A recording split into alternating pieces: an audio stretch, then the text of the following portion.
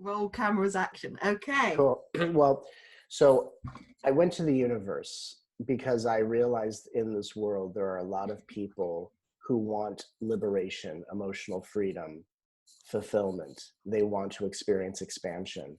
But there's a level of fear that keeps us gripping onto what we know and afraid of stepping into the unknown. So I asked the universe, how do I help people let go? And I sat down and I channeled the answer, and what came out were these 10 golden rules of letting go.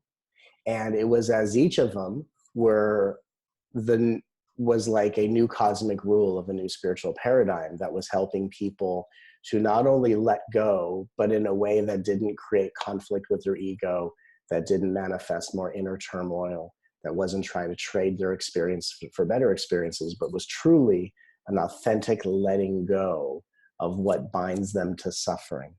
And in these 10 golden rules, we find the new cosmic rules of a new spiritual paradigm, which help you to open your heart, to grow and evolve, and not use your life circumstances against you. So the universe always has a plan. The 10 golden rules of letting go is really a new roadmap for a brand new spiritual paradigm. And were any of these 10 rules, did any of them surprise you? Or were most of them things that you do in your own life as it is? Well, I read all of them and they all clicked and they all resonated, because what I channel has to resonate with me before I get excited about bringing it through on stage. But a few of them, when I read them, I sat back and I thought, wow, how am I going to present that? How am I going to present that? Like, there's, anyone, there's so many different nuances to it. But I think for me, the challenge was, here are these golden rules. I can see them from many levels as to how they really are the truth of the universe. But I can also see how they can be twisted and turned. And I just thought, for me, they were all really resonant, but it was really a challenge for me of, how am I going to really unpack this? And so that was really the adventure of the book, was how do I unpack these 10 golden rules in a way that creates a universal understanding of a new heart-centered paradigm. And at the same time, I challenged myself to write from a more personal perspective. And in this book, it's actually my deepest sharing. It's my most vulnerable sharing. And I'm actually quite proud of how this book turned out. Well, it is very powerful. And in fact, that was one of the questions I was going to ask you, because you do reveal a lot. It's very raw. Yes. It's very authentic emotion. And how hard was it to do that? It wasn't hard. It was very cathartic. It wasn't as if it wasn't as if I've spent my life not sharing parts of my life. I share a lot of my life on stage. But for some reason, when I sat down to write this book, the outline in my mind just kind of, the map of it kind of appeared. And I just kind of felt like, now it's time to weave in stories. Some I've told on stage, some I haven't. But I felt like, and this is how I always teach, instead of like trying to get someone else in my audience to be the most vulnerable, my job is to be the most vulnerable and lead by example. So I wanted to use this book as an opportunity for me to really turn myself inside out. And I wanted to write something really raw. I wanted to write something really provocative. I wanted to write something where I was just allowing the emotional part of me to really write various sections of the book, while the higher self in me is unpacking the universal messages. And I think it's really a great metaphor for a lot of people, that as we go through these journeys, we can't cling to our higher selves while negating our emotional center. And so for me, this book, the way I demonstrated, is really the marriage between the higher self and the personal self, or the emotional body. And it just creates such great integration by bringing these two aspects together. Definitely. I think it's very, very interesting, because you say, well, you had to think, oh, well, how am I going to package that up?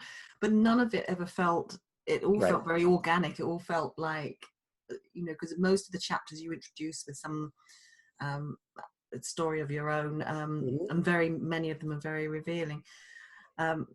I think what's interesting for me is that the 10 rules, as you go through, some of them speak more loudly to me than others, and I'm sure that will be the case with other readers. So to get the most from the book, do you recommend that we work through it, or can you kind of go to the ones that you feel, oh, that really, really struck me and really resonated with me, and I could really do with doing something about that, or that will help me a great deal?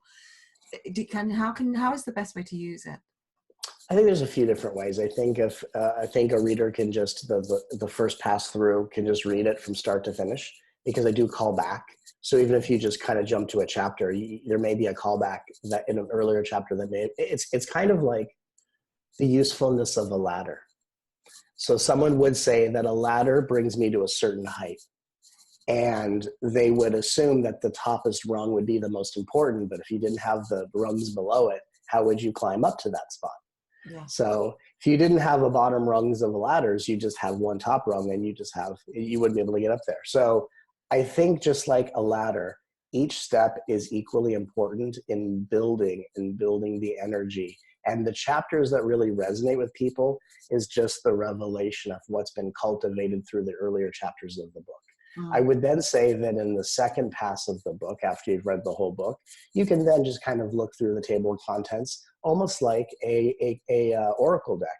And you could say, which golden rule do I need today? Or which is my intention for the day? Or if I feel into my emotions, or if in the aftermath of a circumstance, or being triggered by a loved one, which of these golden rules is going to be the proper medicine for me? So I think we could use it as a regular book.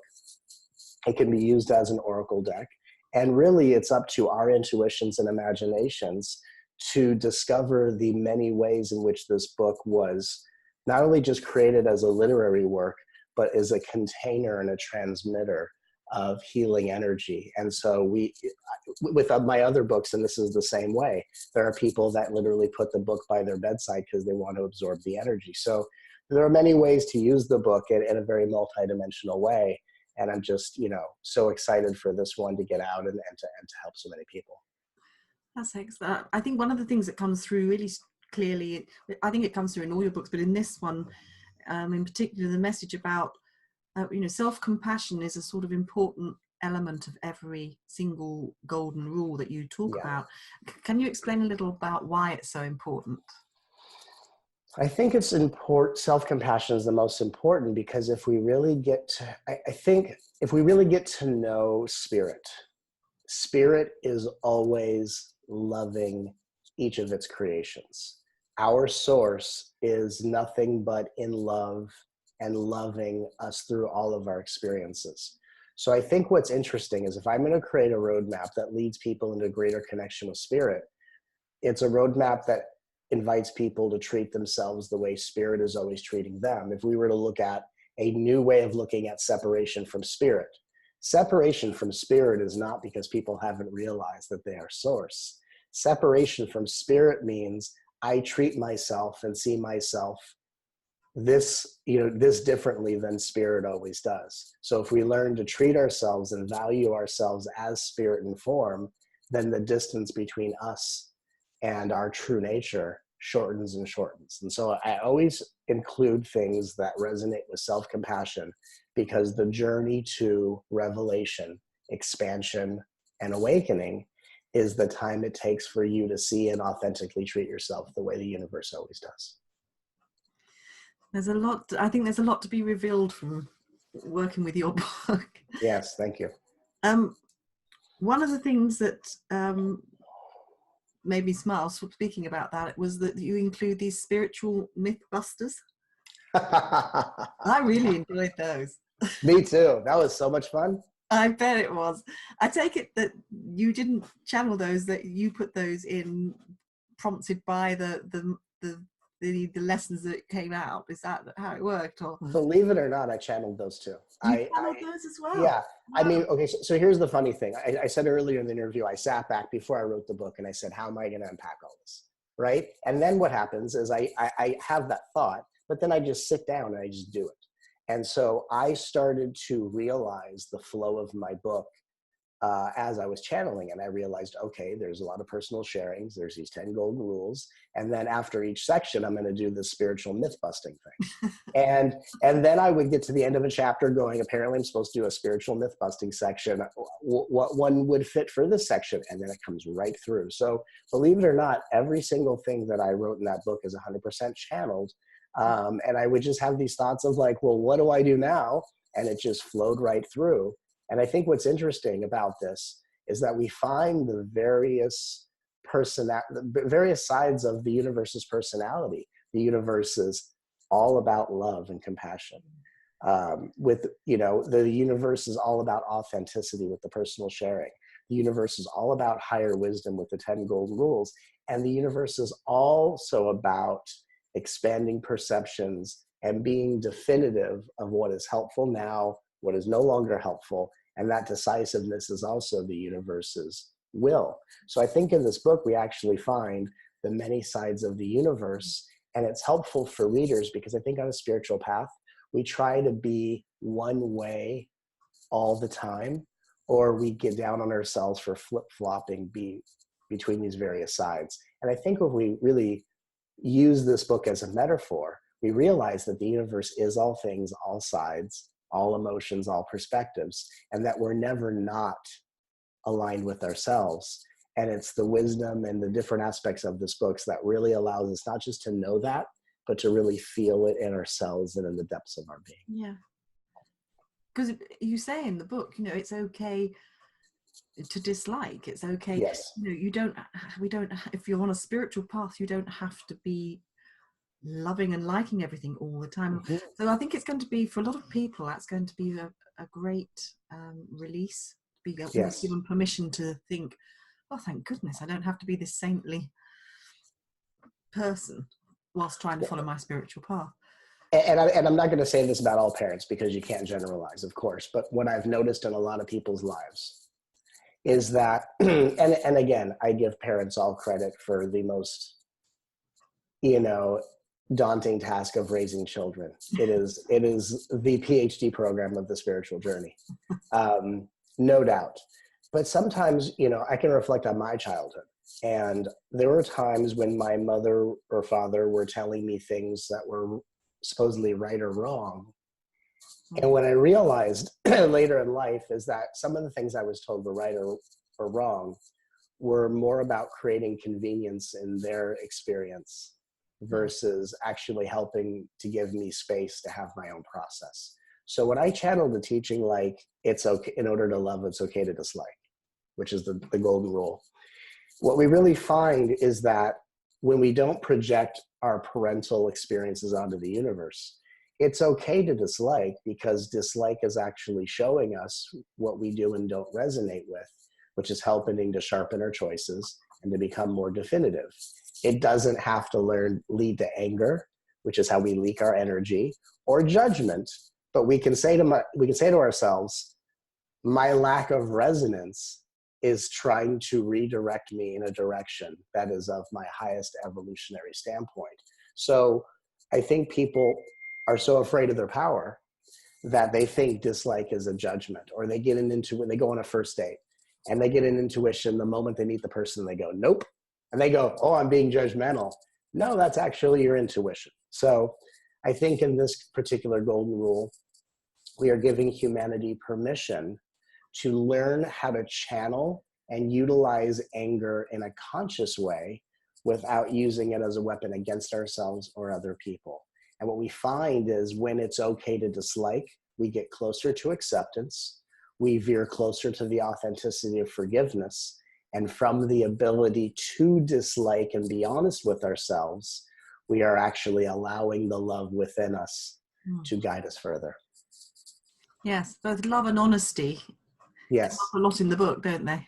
Yes. Well, you can't be loving without being honest, and without being honest, how can you love? Very true. Yeah. Very true. I was intrigued because the universe always has a plan is the title of the book, but it's the sixth rule. I would have. Why was it not the first rule? Well, there's a funny tradition with my books, The tradition is I write my entire book word for word. I channel it. And then it goes to the publisher. And this is the third time it's happened, and it's a funny tradition. And the funny tradition is someone at the publisher says, what if we gave it this title instead of the one you came up with? My first book, Whatever Arises, Love That, my first publisher, Tammy Simon, came up with that title. And everyone loved it. And I thought, is that a title of a book? And I thought, you know what, let's just go with it. And it turned out to be incredible. Everything Is Here to Help You was a title change suggested to me. And I thought, you know, let's keep with the tradition.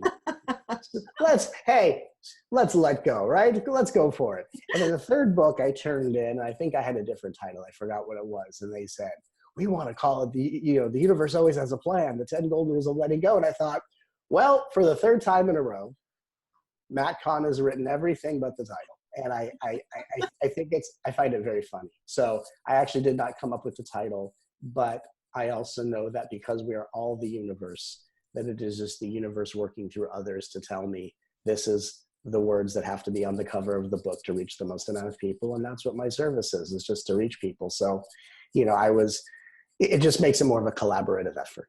So that's how it came about. But it's certainly a good title. Thank you. Very well. And I have to say, it's a really good book. Thank you. I'm sure you feel very strongly about it, but there's so much practical stuff in there. Thank you. I love the mantras, the exercises as well. As you know, I love the fact that you do the spiritual Mythbusters. They made me. Oh yeah. They were a lot of fun. But I think what's funny, those are so here's the thing, I channel and then I forget what I channel, but then I go back and read the book as if for the first time, right? And so those were actually my favorite sections too. The personal sharings I liked a lot, but I also liked the spiritual Mythbusters were my favorite. And I, as I'm reading them, I knew people are going to love this. And I didn't think of it like that. It's just what came through. But afterwards, I was able to feel into it and go, yeah, these are pretty potent.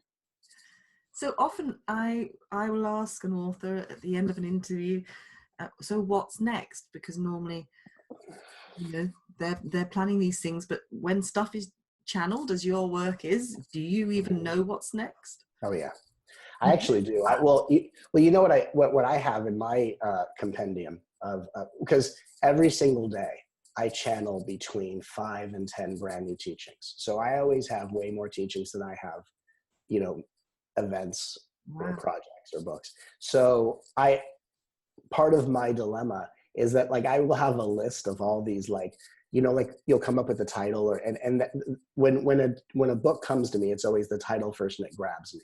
And I go, oh, write that down. And so I have 100 write these down to choose from. I do have an idea of what I want to do next when I'm not on stage teaching or I'm not, doing what I do. My human passion is I like to cook. And I like to cook really healthy food, and I have an extraordinary knack for cooking. And so I'm thinking that my next book might actually be part cookbook and might be my spiritual philosophy on cooking and eating. And just to take all of this spiritual expansion and start to really integrate it into our humanness. Well, that would be an exciting project. Yeah, and cooking videos on YouTube of me cooking and showing people how I cook and all my little secret techniques and things I've really developed because I'm really quite into food. When I travel places, like when I come to the UK to speak in 2020, I have, people have lists, like people want to go to Stonehenge, which I did last time, and all these different things, sacred sites. Let's go to Glastonbury, which I did last time, which is awesome. I have lists of restaurants I want to go to. like take me to the Harrods cafeteria. Right. And let's see if I can stand there without passing out, because that place is incredible. So for me, my way of exploring culture is through food. My way of understanding life is through food. When I was younger, one of the rewards I had was food, of course. And then as an adult, I learned to reward myself with delicious, nutritious food. And so I learned not to cheat myself, but to treat myself. And I think that right now, where the world is on the brink of a massive awakening, I think one of the most interesting ways that we can integrate and embody the wisdom that we know is through how we eat and cook for ourselves. I forgot who said this quote, but it really stuck with me. And that is, when we eat, and most of us eat 1 to 3 times a day, depending on our lifestyles or our circumstances, but every time you eat, you're making a vote. You're voting for the kind of ecology you want. You're voting for the kind of ingredients you want. And so I think it's very powerful to talk about food and to share my cooking joy, because I want to help people cast votes in the direction of the kind of world they want to live in. Well, I would be very excited to see that. Thank you. And I think not only would adults benefit from it, but parents. That would be, to be able to, when you say that you were rewarded, that's what parents often do at the end when they go to something probably unsuitable for the children. They love them. Yeah. Well, and okay. So when I was a child, I was rewarded with food, and I was rewarded with, the early days of video games. Right. Right. And now today, and I say this with my heart goes out to parents, because I understand parents are so overworked and they need a little break. And I totally understand that. And there are also parents who are co-parenting with parents that are maybe not as assertive or attentive as other ones. So I totally understand the mixture of experiences. But in today's day and age, we kind of give a child a phone or a tablet. And, and I understand. I would just love for people, when it comes to food, to be more connected. And when it comes to food, I would love for my contribution to the world to be not what you shouldn't have, but what you should have more of in your diet. And again, that's just coming from that self-compassion of, there are plenty of other eating strategies that will talk about, you shouldn't have this, you shouldn't have that. And every week it's a different thing. I just want to say, here's what you should have more of in your diet. Here's what is nourishing to our physical bodies. And here is a way of making these nutritious ingredients incredibly delicious. And here's a way to love yourself, perhaps in a way you didn't know how. That's a good one. So you can feel the energy behind that. Yeah. Yeah. Oh yeah.